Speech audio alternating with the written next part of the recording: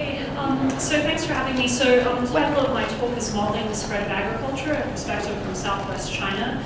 And what I'm going to be presenting on today, so I'm not a Southeast Asian archaeologist, I work in Southwest China. I'm going to be presenting some of the modeling work that we've been carrying out. So what's been missing in our understanding of the spread of agriculture? Well, currently we have a pretty good understanding of what types of crops spread thanks to an increased amount of archaeobotanical work that has been carried out. Oops, okay, I didn't mean that. All right, where they spread to and also when. But what we've been a lot less good at answering as archaeologists has been answering how the spread occurred. And this has really been largely because there's been a lack of models and a lack of data that can really help us outline the types of constraints that people actually faced in the past. So these could be constraints that were due to the biology of the crops themselves or to the environment. Oops, sorry, this keeps going before me. Or due to the environment into which people were moving. By creating models that allow us to outline these constraints, what this will do is this will allow us to develop better models for how agriculture spread throughout East and Southeast Asia, and also help us create better models for understanding past human behavior. So I'm going to describe a series of models that I have created that outline where plants could have grown in the past. So we all know that plants require a wide range of different environmental variables to complete their life cycle. They require adequate water, soil, temperature, sunlight, and nutrients. Okay, and I actually didn't press that, but it seems to be running by itself.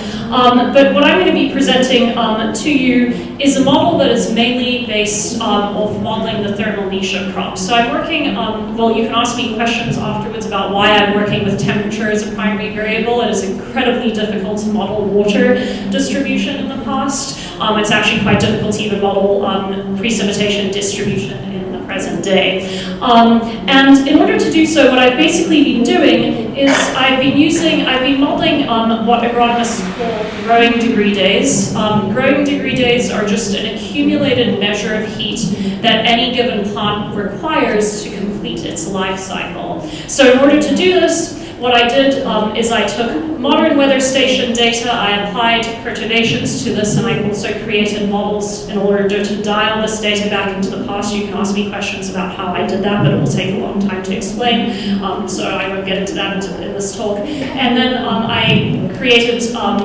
code in R and used interpolation techniques to model this across space. So today what I'm going to be talking about is I'm going to be focusing on this period of time around 4000 BP, or the second millennium BC, which is a period of time around the world when there is a documented change in climate. This is really the end of this period over here that is known as the Holocene climactic optimum. This is when temperatures around the world start getting cooler and drier, although of course there are regional variations in this. So the first case study that I'm going to be presenting to you is looking at the spread of millet agriculture on the eastern margins of the Tibetan Plateau.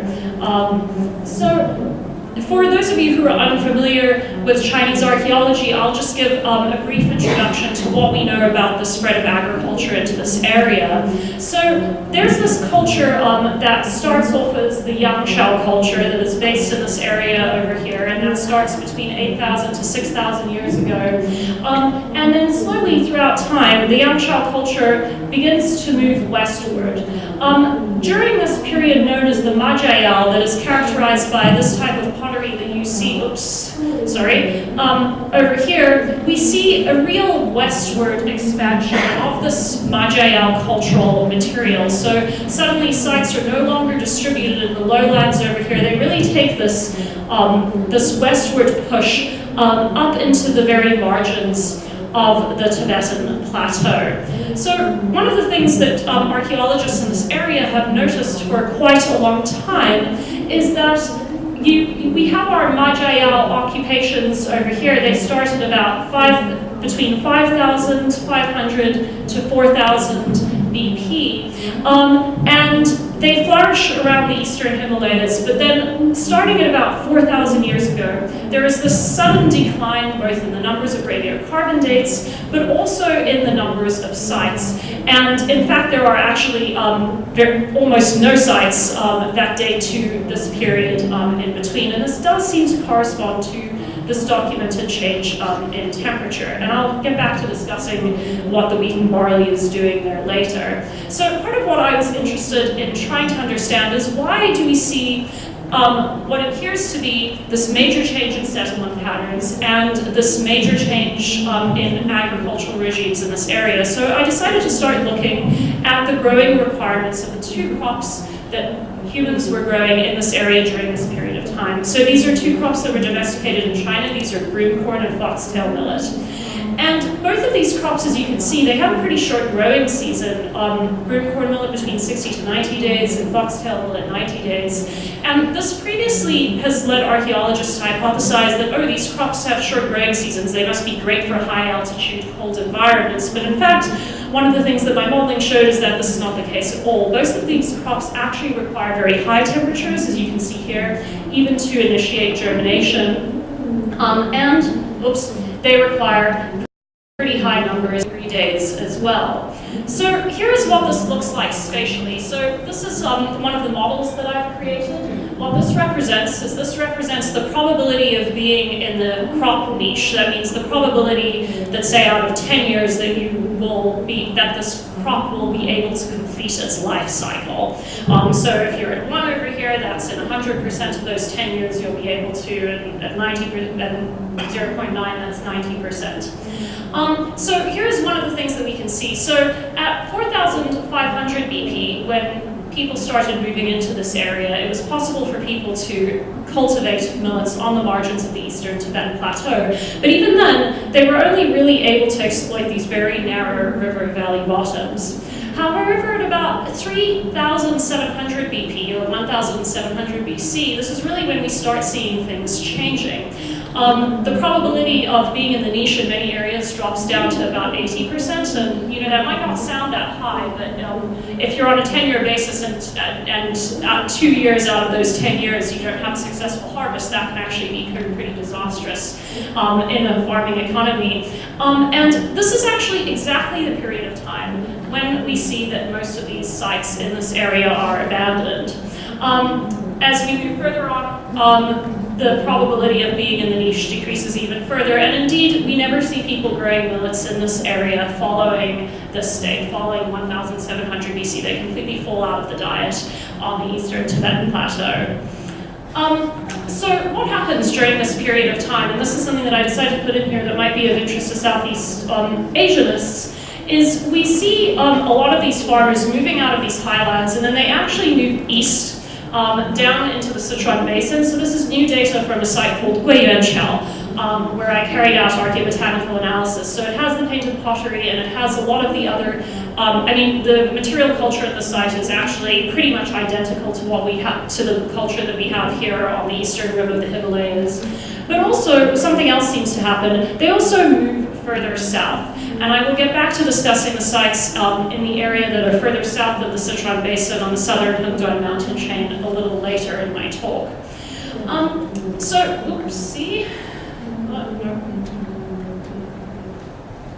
Okay, so what happens after 1,700 BC in eastern Tibet? Well, there are a number of new cultural developments that take place. So I've carried out surveys of this area, and one of the main things that changes is really settlement patterns. We have almost no habitation sites that date to this period of time. We have a large number of graves, but habitation sites appear much more ephemeral, and they are not people are not leaving many remains around, which tends to indicate that a more mobile type of lifestyle may have taken hold during this period of time. We also see other artifacts that show a very clear connection with the steppe. So these are shuang or guan vessels, and these are vessels that seem to arise in the Qijia culture of Gansu and Qinghai in northern China, and then they spread down the eastern margins of the Tibetan Plateau. But there are also artifacts that show connections with even with areas that are even further away. So for instance, the Ordos in Inner Mongolia, these types of knives are very typical of this, as well as objects like mirrors like this one over here. So during this, it's not only cultural material that's spreading during this period of time, there are a number of other things that are spreading as well. So sheep and goat, the first pastoral animals start to move into China at this time, but also wheat and barley. And now wheat and barley, while they may have a longer growing season, and this may initially lead us to think that, oh, okay, maybe these crops aren't going to do so well on the Tibetan Plateau, they actually have two new traits that are really key for enabling their adaptation to high altitude, and that is frost tolerance. Both of these crops can withstand frost. This is something that millets cannot.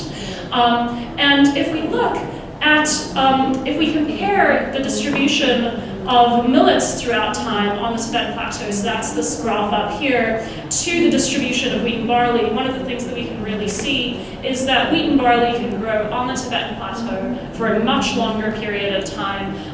And this is not surprising. These are the staple crops of Tibetans up until this present day. Okay, so that's my first case study. So the other case study I wanted to talk to you about, this is some of my older work, is looking at the spread of rice agriculture across China. Oops. Okay, there we go. All right, so I'm not going to deal, so this is the Yangtze River Valley over here, this line in blue. And we know that there are probably two different centers of rice domestication. One is not shown on this map that's over in Shanghai. And the second center of rice domestication is probably somewhere in Hunan around here. And we have domesticated rice at the very least at about 7,500 BC. However, one of the things that's interesting is rice is pretty early here, but it takes rice a really long time to move this really short distance, actually, across these mountains into the Sichuan Basin, and then finally into the Yunnan-Guizhou Plateau. So one of the things that I was interested in exploring is why does it take rice such a long time to spread? So one of the other things I wanted to point out is in these sites of middle Hunan, rice is actually, in the later phases of occupation, is already practiced along with foxtail millet. So these two crops have come together. Whoops, that's what I wanted to do. No. Okay, no. Okay, there we go. All right, so when rice finally, oops, move back on side, okay. So when rice finally does move from here over into the Sichuan Basin, it does so in the form of what is known as the Galdun culture. And the Galdun culture dates to it starts at about 2,700 BC. It comes in with this very fully formed pottery repertoire, and much like the sites of the Middle Yangtze, these are these large wool sites that you can see here. This is the wool site at Pishien. This is what the wool looks like. And the settlers at Galdun were really heavily reliant on rice agriculture, although it is worth noting that millets were also key in the diet. They're not just reliant on pure rice agriculture, they coupled these with millet. So what do we know, so what do we know about the Yunnan-Guizhou Plateau? So this has traditionally been an area that's been a lot less investigated, but we are starting to get more archaeobotanical material now. So some of the data comes from the Heimenkel site that I'm sure many of you know. This is some of the pottery material and some of the iron axe, the bronze axe material that might be of interest to some of you here. But archaeobotanically, what is going on at the site. So we see a bit of a different pattern of distribution to that we see on the Sichuan Basin. So here, while we do have rice at the Hyman site, it's actually in pretty low proportions. And what we really have a lot of is a wild food, Chenopodium, that we actually do know now did serve as a foodstuff in this area. They were found in jars in Han Dynasty too, so we do know that it was, and it was labeled millet, interestingly, so we do know it was consumed. But we really see this distribution that is rice combined with other crops. And then around 1400 BC, we actually start seeing rice completely falling out of the diet. Okay, so I again decided to look at rice agriculture's characteristics and model this. So rice compared to wheat and barley and millets, it's by nature, in its original domesticated form, it's actually a tropical crop. It requires a large amount of water, paddy environment, has very high germination temperatures, 20 to 35 degrees Celsius before it will even get started, and a correspondingly high number of growing degree days. So what does rice's spatial distribution look like? So just to reorient you again in space, these are the middle Yangtze River Valley sites. That's Baldun, and then here is Haimangal right over there, and that's the Shifuodong site in Yunnan. So many of you might know there are two different types of rice varieties. There's tropical japonica, which is probably the ancestor of japonica rices that were domesticated in China. This is the ancestral form. And then we have temperate japonica, that is something that was likely domesticated here later. So the first line that you see going along here in this zone that is largely yellow, that represents the distribution of tropical japonica. And what's interesting about this is that you can see that people could have grown tropical japonica in the middle Yangtze, but once you start getting into these mountain areas, it was really difficult for people to have moved tropical japonica. What they could have moved through some areas was a temperate japonica, but this is something that likely took them a while to develop. And one of the things that I've argued is that indeed it was actually necessary for farmers to develop a temperate variety of japonica to move agriculture into this area at all. But this also poses an interesting question. So this is from an earlier paper of mine. This is the distribution of rice under modern conditions. What does the situation look like at this 2000 BC cooler moment? Well, it looks something like this. So here's again modern, and this is compared to -1 degree Celsius. To be honest with you, temperatures are probably going to be more like on the order of 2 to 3 degrees Celsius cooler, and I wanted to run a full simulation of this, but my internet connection here was not fast enough to connect to my home server, so you're going to have to look at these old pictures of mine. But one of the things that I think might be interesting about this is that this second millennium BC cooling may have actually pushed the margins of rice in China further south, and maybe that is something that might be interesting to the spread of rice agriculture throughout Southeast Asia. Okay. So again, this is just comparing the distribution of millets. So millets can go all the way up to this halfway point of the eastern Himalayas, so much wider distribution than rice. So why have people really focused on rice and not millets as much? Well, rice is a larger grain. It's easier to see by the naked eye, so where in places where systematic flotation hasn't been carried out, researchers have tended to focus on rice, and this was certainly the case in China for a long time.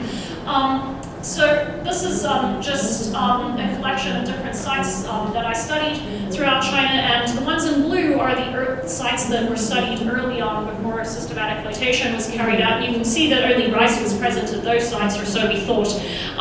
But where systematic flotation is being carried out, millets have been pretty much recovered at every site throughout the area. So rice and millets really do seem to have moved together as complementary crops. And in these areas, of higher altitude, they were probably a risk-resistant and diversified food strategy that was necessary to people to move agriculture into this area because they can be adapted to a wide range of different ecological settings, whether this be water or temperature requirements. And then, of course, cultural choice probably played an important role in this too. By the point that these things were spreading into Southeast Asia, it's likely that these were a cultural package of crops as well. Just to try and bring this back to Southeast Asia a little bit, I'm interested in further exploring the second millennial BC cooling. Could this have prompted some type of spread of agriculturalist movement? And then finally, both of these crops were already packages in China. Could this have influenced the way that they moved into Southeast Asia? So that's all. Thank you. I'm happy to take any questions. We have time? Okay, yeah.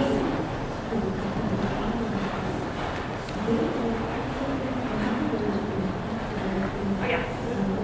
Could you give us a basic millet recipe? Because in the tradition of my people, it's only used to feed birds. That is right, yeah. Millet's a popular bird feed right now, particularly broomcorn millet. But in northern China, it's traditionally been cooked as what they call zhou, which is just a soup that's eaten at the breakfast, kind of like that rice porridge. So that's how, they've definitely both been, both rice and millets in China are both crops that tend to be boiled rather than turned into breads and steamed and stuff like that. Yeah, thank you. Oh, more? Okay, any other questions? No? Oh, yeah. Would you like to use the mic?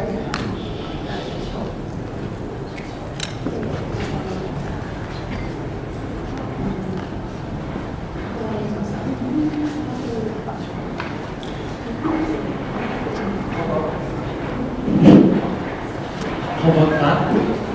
Sorry? How about buckwheat? Oh, how about buckwheat? Do you conduct any research of buckwheat contribution?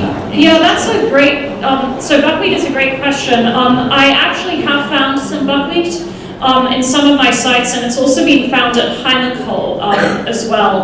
One of the really puzzling things about buckwheat is we actually have very little of it in archaeobotanical assemblages. And in my dissertation, I carried out some charring experiments, and for some reason it seems that buckwheat it just kind of explodes and becomes disfigured very easily in high temperature fires. So that might be one of the reasons why we're not finding much of it. But there is buckwheat at Heinekol, but it's like there are only two or three. They're very small numbers of buckwheat. And then I have found buckwheat, but in later assemblages from the Tibetan Plateau, from the higher elevation Tibetan Plateau, but not that early material. How about in the Sichuan Basin? No, I haven't had any buckwheat in the material. So I looked at material from, Baldwin, Sanxingdui, and then the later Zhou period stuff, and I haven't seen any buckwheat in the assemblages that I've looked at yet. Yeah, so it's a bit of a curious crop. We're not finding it, but it's probably there. And you mentioned that the Tibetan people, they consume barley in ancient time until the recent time. Yeah. How about the Yi people in Liangshan? They consume lots of buckwheat. Yeah, so the Yi ethnic minority there, located in Liangshan, so that's kind of that mountain that comes down, out of the eastern Himalayas along the south of the Sichuan Basin. And the Yi today do consume a lot of buckwheat. They actually consume quite a bit of barley and rice as well in their diet, and corn and potatoes, incidentally, American crops too. But yeah, we don't, buckwheat is something I'm really interested in. There's just, for some reason, I don't know if it's a preservation issue, but we've been finding very little of it in archaeobotanical assemblages, but who knows why. Thank you so much. Thanks. Yeah. The plant ecology of the Southern Appalachians in the United States has a surprising amount of common with plant ecology. The plant ecology of parts of China. Yeah. Buckwheat was the classic hillbilly food. It was the only grain that they could grow. Was it introduced, or is there a native version of it? No, so buckwheat is actually native to this area, and this is one of the reasons I think why you're probably very interested in it, is this is a native Himalayan crop, and it is something that is extensively grown in this area today. Well, sorry, I take that back. At least it was until the introduction of Colombian crops from the Americas. But it's not really showing up much in the archaeobotanical record for reasons that we don't quite understand. So it was introduced in North America. Yes, it's introduced in North America, and it's native. Buckwheat is actually native to this very region of the Himalayas. There are other types of wild buckwheat that were gathered by Native Americans that are actually in the same family and that are native to that area of North America. So, but I think that what you're talking about is probably a domesticated variety of buckwheat that was introduced from the Himalayas. Yeah. Okay, thanks.